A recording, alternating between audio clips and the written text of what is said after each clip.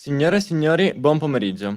Do il benvenuto a tutti voi che siete qui presenti all'Auditorium alla Fratta di San Daniele del Friuli e a tutti coloro che sono collegati da remoto sui canali Facebook e YouTube.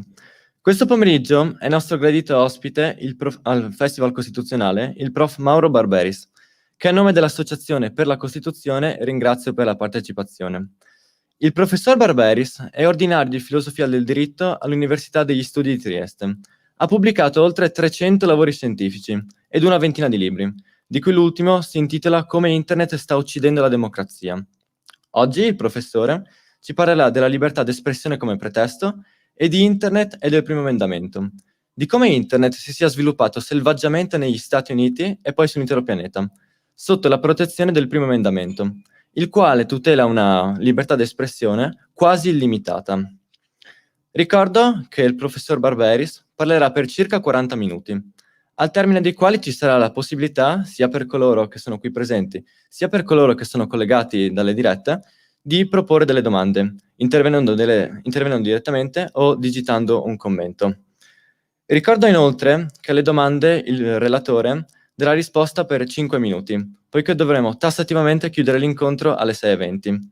Quindi vi ringrazio per la vostra partecipazione, ringrazio il professor Barberis e cedo a lei la parola.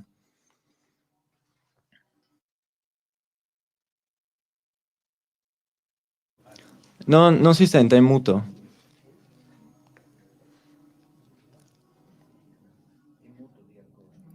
Non la sentiamo. Ok, Ecco, adesso dovreste sentirmi. sì, la sentiamo. Oh, perfetto. Grazie, sono io che ringrazio voi, ringrazio il Festival della Costituzione, con il quale speravo di essere presente già l'anno scorso.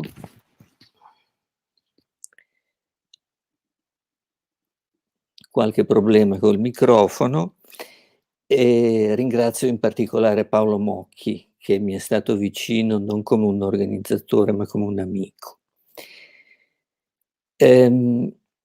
Allora, oggi in Occidente almeno, la libertà di espressione non è più soltanto un diritto sacrosanto da difendere contro un potere che vuole limitarlo, è una specie di campo di battaglia esteso ai miliardi di persone che usano i cellulari e i social.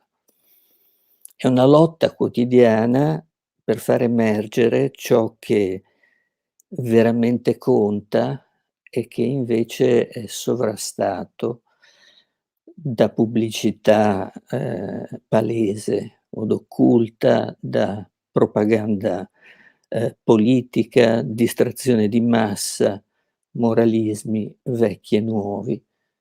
In questo contesto anche il tema del nostro convegno, cioè la libertà di espressione, rischia appunto di essere usata come un pretesto. Faccio un esempio soltanto per mhmm, chiarire a cosa mi sto riferendo, attualizzandolo. Starete seguendo molti di voi la vicenda del disegno di legge Zan contro l'omofobia. Qual è stato per una lunga parte del tormentato iter di questo provvedimento finora approvato dalla Camera ma fermatosi al Senato? Era l'accusa volta dal centrodestra ai proponenti di limitare la libertà di espressione, impedendo l'espressione di opinioni omofobiche che sono pur sempre opinioni, non comportamenti, libera espressione del pensiero. In realtà, come si è visto poi, l'accusa era puramente strumentale. L'articolo 4 del disegno di legge esclude espressamente, ehm, l'espressione del pensiero e, sanziona, considera un aggravante di altre condotte solo, quelle opinioni che influiscono direttamente, producendo un chiaro e presente pericolo, su discriminazioni e, ehm, soprattutto violenze. Ehm, Nell'iter di tutto questo si è inserito poi anche un vero tentativo di limitazione del pensiero, quello abbastanza famoso, relativo al rapper Fedez.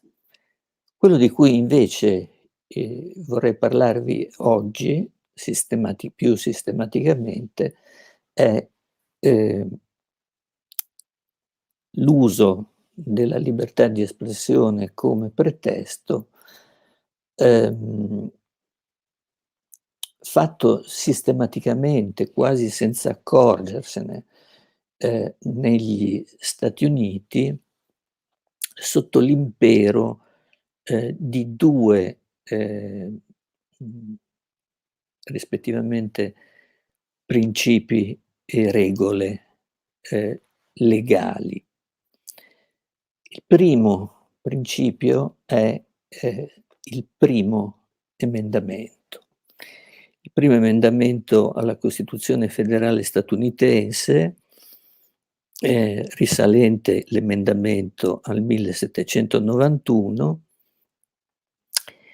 che, non tanto per il suo tenore letterale, quanto per la, interpretazione che ne è stata continuamente fornita dai giudici, statunitensi, ehm, lascia pensare a una libertà di opinione, illimitata, come non è in realtà neppure negli stessi Stati Uniti e non è mai stata da nessuna parte. Il testo del primo emendamento, che già dà un'idea del tempo trascorso, perché mette insieme la libertà di espressione con libertà di religione, di petizione e di riunione, recita: "Il Congresso", ricordiamoci che, nella Costituzione statunitense sarebbe il Congresso l'organo centrale e il presidente è diventato l'uomo più potente del mondo solo, in forza di 2, guerre mondiali e del riferimento al commander in chief dell'esercito. Ehm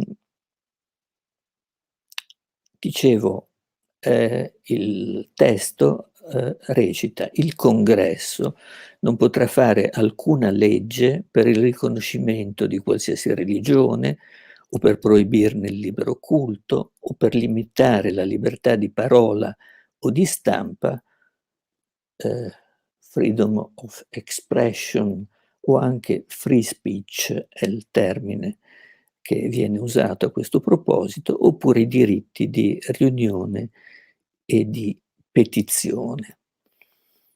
È, mhmm, disposizione sacrosanta di cui vedremo alcune, applicazioni dal nostro punto di vista, ehm, apparentemente estreme, ehm, ma, all'ombra della quale il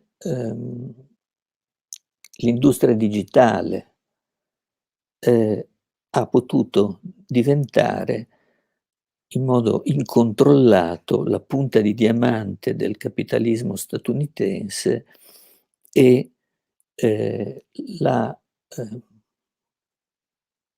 monopolista di interi servizi, internet, per 2 ragioni. La prima ragione è culturale. Internet è nato, attorno alla Silicon Valley, nella California libertaria, e come si capisce molto bene leggendo una quantità di letteratura, entro la quale segnalo chi controlla internet, illusioni di un mondo senza limiti di Jack Goldsmith e Tim Wu, libro molto bello, che non è stato mai tradotto in italiano, a differenza di libri meno belli e meno utili.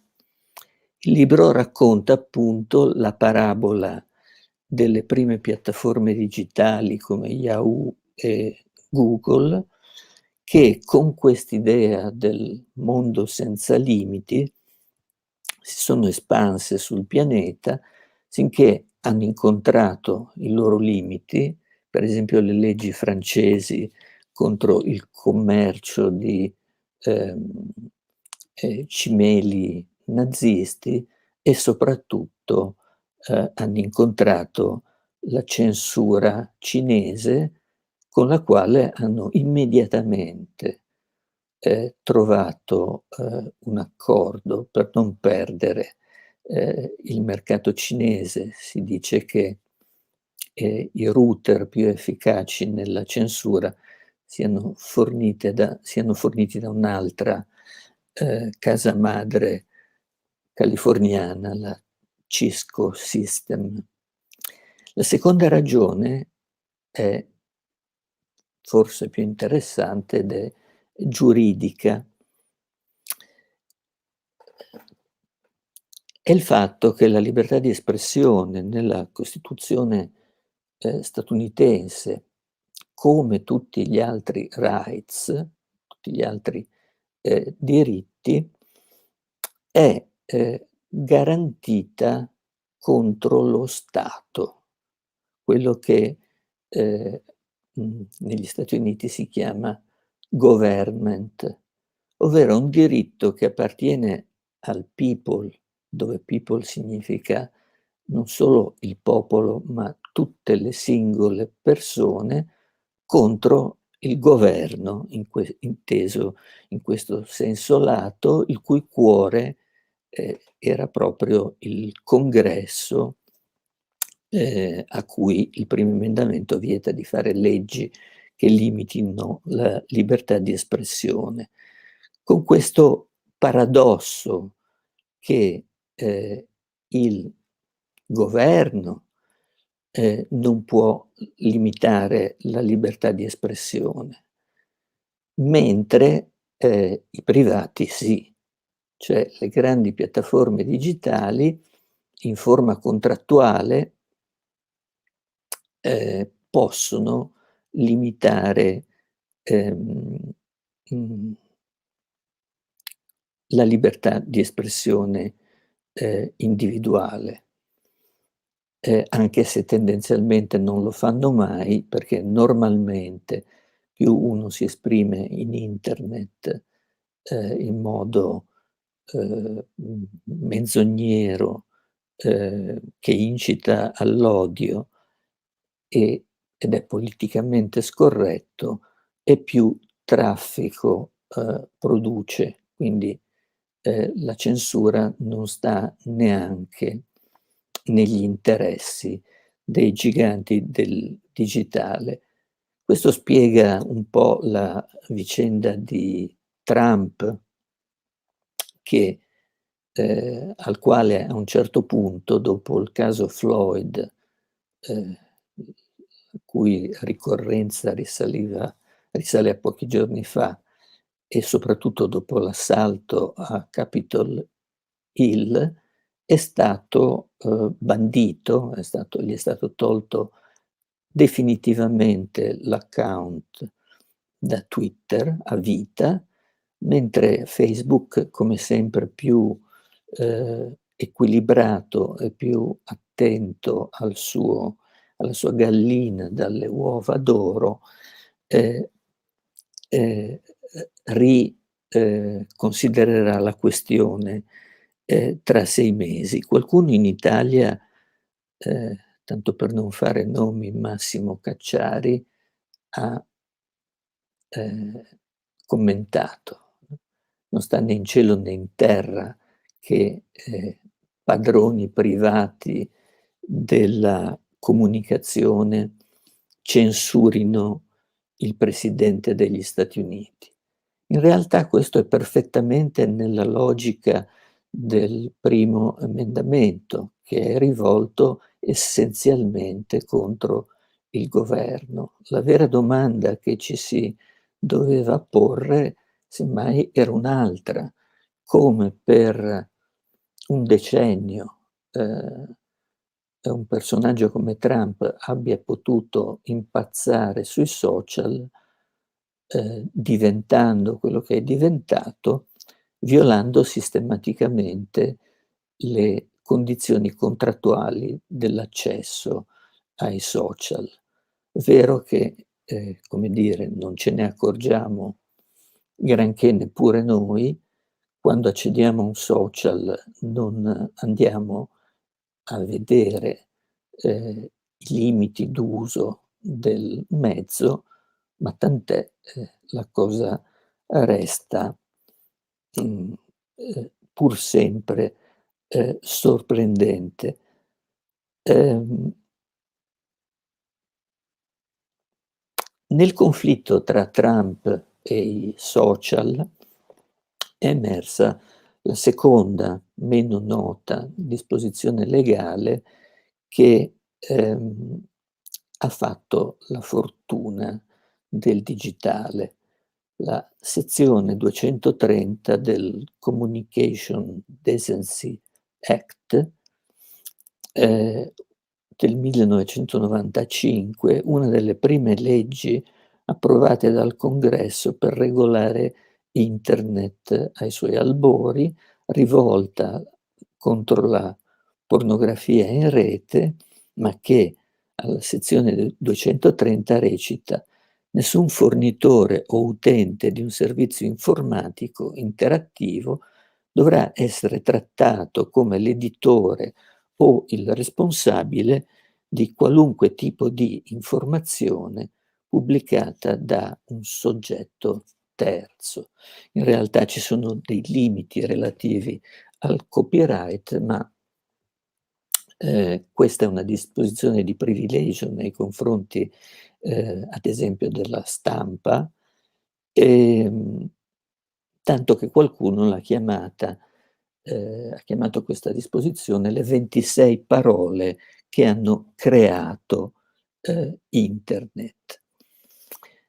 A farla breve, il combinato disposto del primo emendamento e della sezione 230, ha reso i social arbitri di pubblicare praticamente qualsiasi cosa, salvo sempre la, moderazione, in persona o tramite, algoritmi, oppure l'intervento diretto dei padroni delle piattaforme, come avviene solo in casi come quello di, Trump.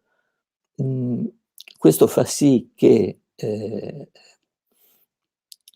Trump ha perso il suo maggiore mezzo di comunicazione, e farsene un altro non è, una cosa semplice perché, per una serie di leggi, statistiche, mhmm, ehm, quando un, ehm, network come Facebook diventa il monopolista di un settore di mercato, è difficilissimo, ehm, mhmm, sfidarne il monopolio. Lì chi arriva prima e raggiunge certi numeri, assume il monopolio, e anche questo se ci pensate, è un problema dal punto di vista della libertà di espressione. Ma il vero problema dove sta? Direi che sta nello stesso statuto giuridico della rete.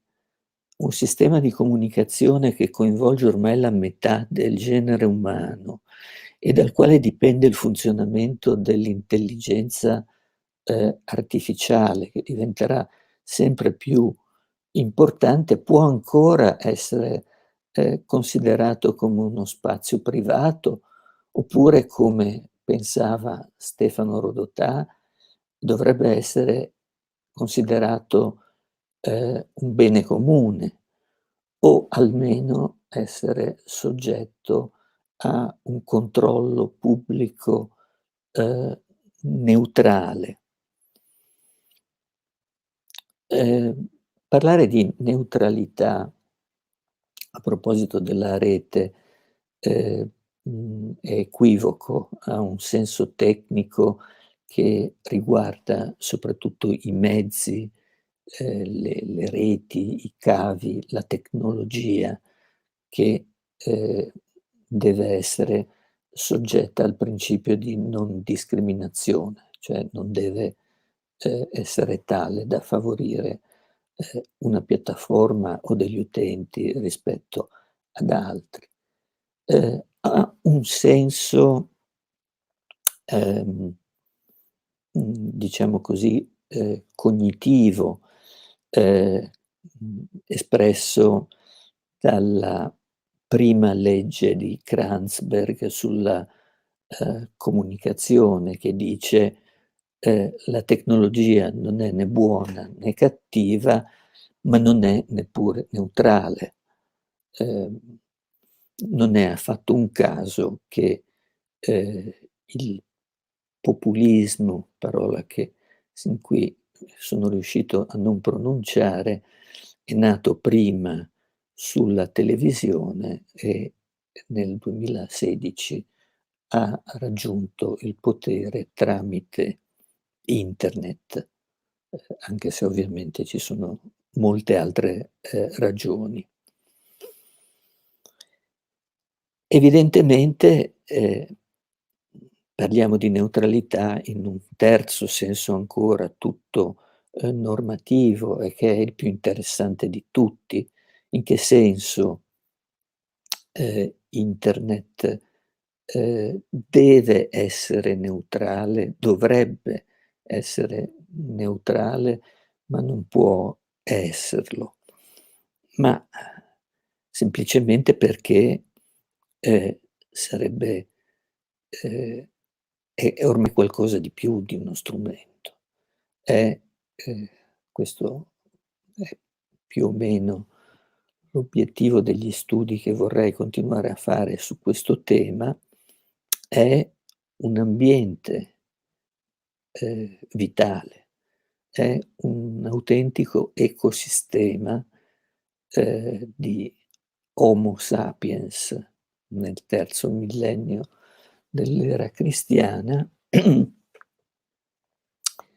Qualcuno parla di un superamento dell'antropocene per un novocene in cui l'intelligenza artificiale e internet diverranno sempre più importanti, e tutto questo richiede, qualcosa come un'ecologia del digitale, non cioè l'idea diffusa in tempo di recovery plan che, il digitale in quanto tale sia ecologico, che è un'idea quantomeno ottimista perché, consuma anch'esso un'enorme quantità di energia, ma nel senso che se è un ambiente vitale di, Homo sapiens,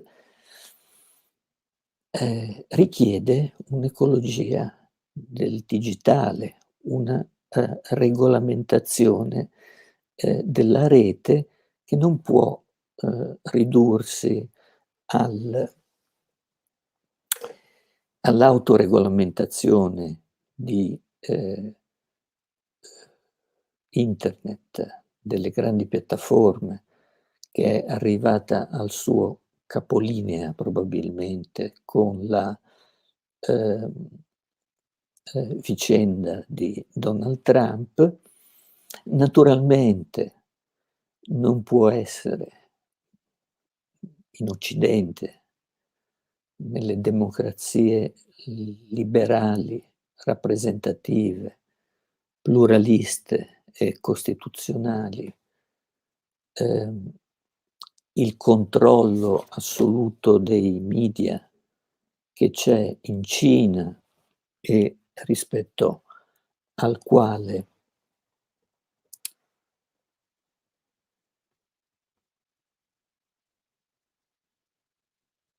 i grandi network ehm, hanno mostrato tutta la loro ambiguità di capitalismo della sorveglianza. Deve essere una terza cosa né sul modello americano né sul modello cinese. Qui, ehm, mhmm, nella prospettiva di, un'ecologia del digitale, il, mhmm, modello è costituito dai vari interventi dell'Unione Europea sul tema, a partire dal in realtà a partire da molto prima, ma il modello è forse rappresentato, ehm, dal, regolamento generale per la protezione dei dati.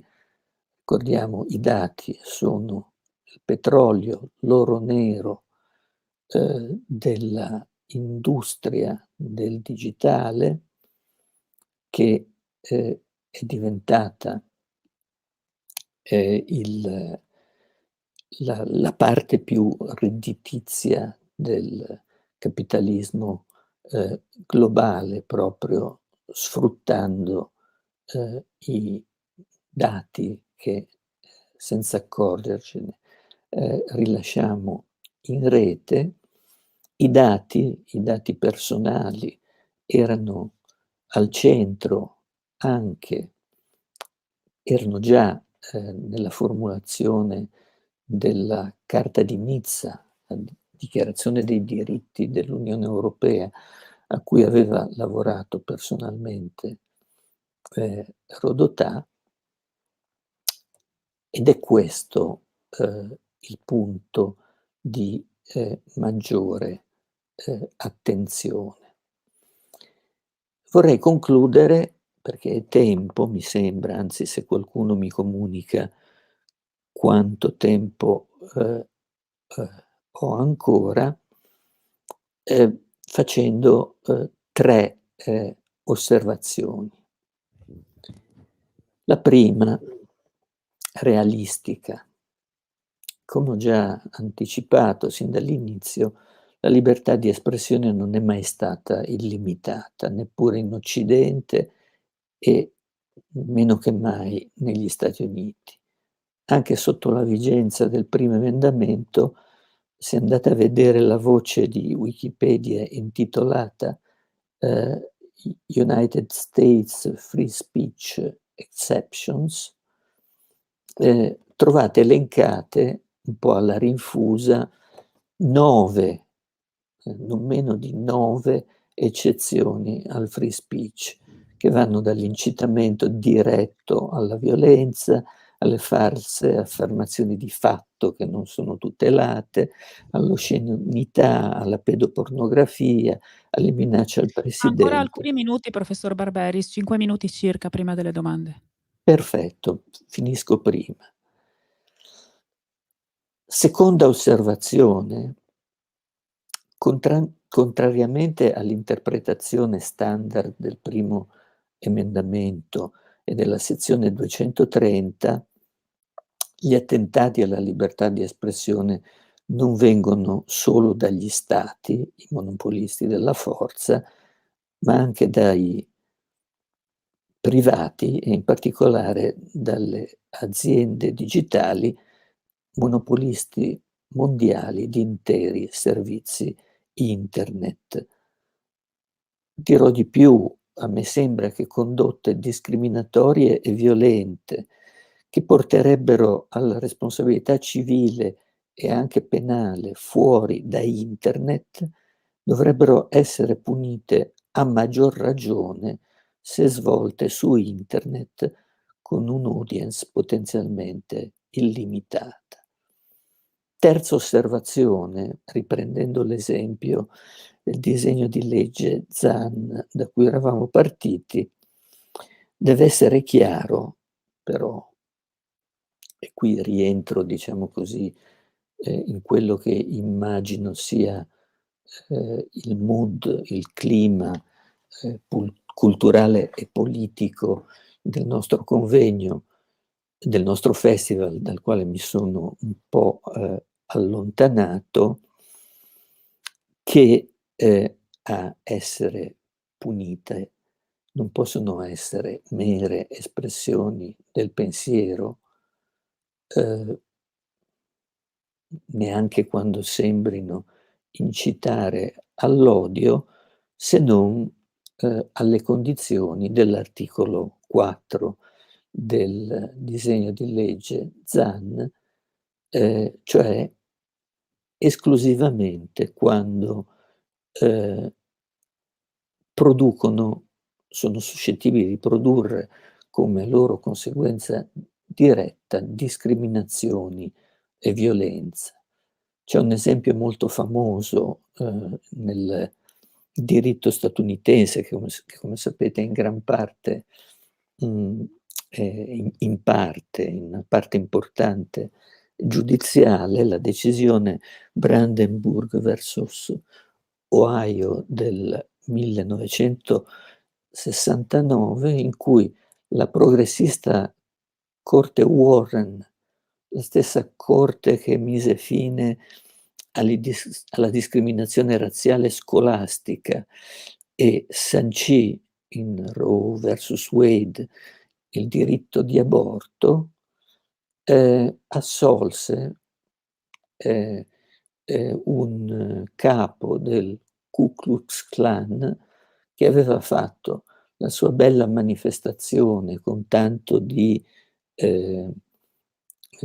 cappucci e croci infuocate, aveva esaltato la violenza, aveva detto solo con la violenza potremo cambiare questo paese, eppure l'assolsero lo stesso perché questo non produsse e non era in grado di produrre alcuna azione illegale. Di questo dovremo ricordarci se, come spero, il disegno di legge Zan diventerà legge dello Stato italiano. Grazie, spero di essere rimasto nei tempi, anche perché ci tenevo più degli organizzatori, se possibile, a rispondere alle vostre domande. Non mi piace dire cose né populiste né particolarmente popolari, però facendo così poi si rischia di urtare quella che Guia Soncini chiama l'era della suscettibilità. Quello sarebbe stato un altro gran bel tema da trattare. Aspetto a pie fermo le vostre domande. Grazie al professor Barberis. Apriamo quindi lo spazio per le domande, se da casa o dal pubblico qualcuno vuole fare una domanda, prego.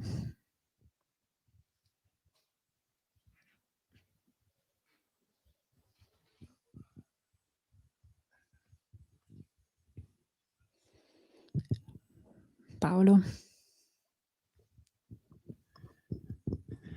Buonasera, ciao Mauro, ben arrivato. Volevo una tua considerazione, una tua posizione su quello che viene chiamato il politically correct o politically incorrect. Tu da che punto di vista sei? Qual è la tua preferenza tra queste due definizioni? Sei politicamente corretto o scorretto e perché? Grazie. Tanto considero un fallimento che abbia dovuto intervenire lo stesso Paolo, cioè l'organizzatore, a farmi una domanda. Vuol dire che non sono stato abbastanza provocatorio o magari politicamente scorretto. Cosa ne penso? Penso che il politicamente corretto, nato dentro i campus statunitensi per esigenze nobilissime, che anch'io cerco di praticare quando faccio il professore universitario e in genere quando sono in pubblico, è in realtà un enorme regalo alla destra, come rischiano di esserlo, qui spero di provocare veramente qualche reazione, la cancel culture, per cui chiunque viene sospettato di razzismo, fosse anche Shakespeare, può essere cancellato, e persino il Me Too che impedisce la fruizione di opere d'arte di autori come Woody Allen o Philip Roth. Io spero che nel corso di questo convegno ci sia occasione di parlare anche di questo, perché è forse l'ultima frontiera della libertà di espressione. E oltretutto è un regalo alla destra, nel senso che molte norme del politicamente corretto sembrano essere fatte proprio per essere violate. E chi le viola si fa un'aura, un'aureola di indipendenza che spesso non ha.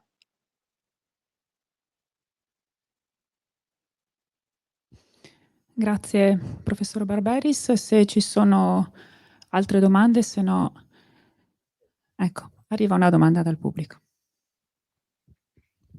Possibilmente scorretta.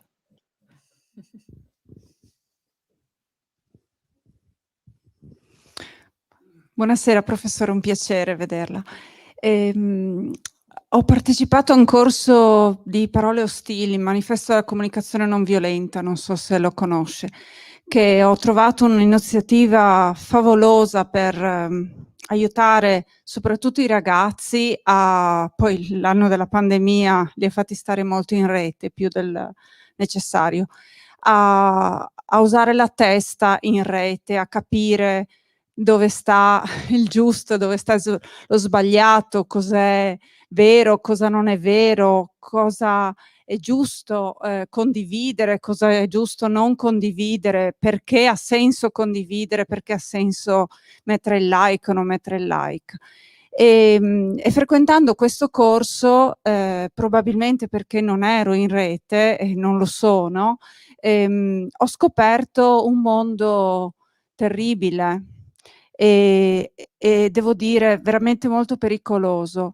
Ora, mi sono chiesta cosa posso fare come cittadina, a parte cercare di sensibilizzare i miei allievi e di diffondere il manifesto della comunicazione non ostile, di fronte a questo potere enorme che hanno i media, che hanno i social e contro il quale certe volte ci si sente veramente impotenti. E si pensa perché con tutte le garanzie che abbiamo in questo mondo, è possibile che il mondo della pornografia o della violenza o di tutto quello che veramente sta coinvolgendo in malo modo i ragazzi non possa essere più controllato? Lo chiedo a lei che ne sa più di noi. Se è possibile in qualche modo fare di più. Cosa ne pensi? Sì, Grazie. sì, nel modo e col tono giusto, cioè, cercando di essere il meno pedagogici, possibili. Ehm, non lo so, io credo che, più che, come dire, insegnare ai ragazzi a parlare bene, ehm, o a distinguere, il vero dal falso, o insomma insegnargli a parole sia molto più importante l'esempio. Ehm, mhmm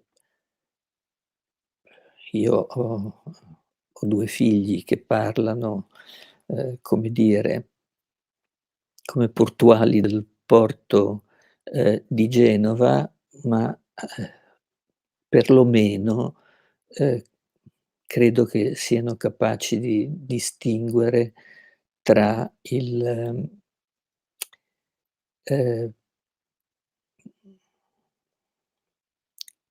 tra le provocazioni, l'ironia, e la vera e propria violenza verbale. Ehm, e lì, ho citato quel libro di Soncini, un'altra autrice che magari a molti non sarà, simpatica, però lì è assolutamente fondamentale, anche dal punto di vista educativo, il contesto. Ci sono degli spazi dentro i quali certe cose non si dicono e ce ne sono altri, ehm, dentro i quali certe cose possono essere dette. E lo stesso vale per il tempo e lo spazio. Non possiamo confondere, ehm, mhmm, i contesti nei quali cose diverse sono state dette o pretendere che, personaggi neri siano recitati da neri e, doppiati, da neri, e lo stesso per le donne e gli altri infiniti tipi di minoranze. Forse dovremmo far capire che siamo un mondo globale, in quello siamo davvero un mondo senza confini, e che almeno sino a quando non ricominceremo miracolosamente a fare figli, avremo, sempre più spesso e fortunatamente a che fare con altri da noi, con cui dovremo rapportarci, avendo la sensibilità minima per capire che cosa si può dire e cosa non si può dire. È questo che va bene del politicamente corretto. Tutto il resto è fuffa intellettuale.